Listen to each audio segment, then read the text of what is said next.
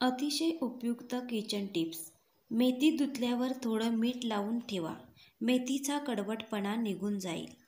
तांदूळ भिजवताना लिंबाचा रस घाला, भात पांढरा होतो। रस्सा दाट स्वादिष्ट होण्यासाठी दाण्याचं कूट, नारळाचा चव मिक्सरला बारीक करून रश्श्यात घालावा।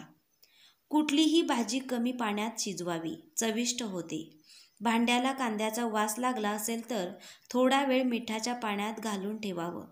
हाताला किंवा पाटा वरवंट्याला येणारा मसाल्याचा वास जावा म्हणून त्यावर कच्चा बटाटा किंवा लिंबू चोळा। पुरीसाठी पीठ मळताना त्यात थोडं दूध व बेसन मिसळा, पुऱ्या खुसखुशीत बनतील। मसालेदार पदार्थांची करी घट्ट करण्यासाठी त्यात तिळाच्या पेस्टचा वापर करा।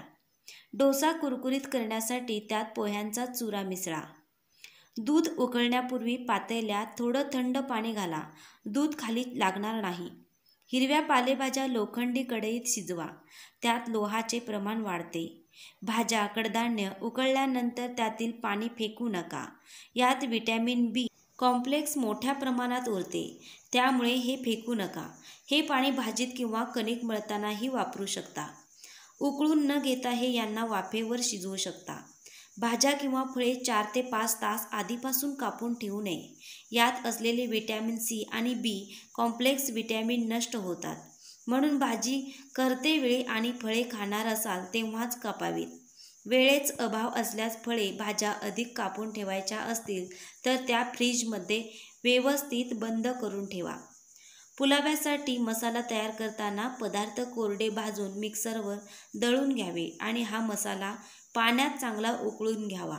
खळखळ उकळी आल्यावर गॅस बंद करून पाणी थंड होऊ द्यावे आणि याच पाण्यात भात शिजवावा। यामुळे मसाले तोंडात येत नाहीत आणि पुलावाला छान वास लागतो, स्वादही वाढतो।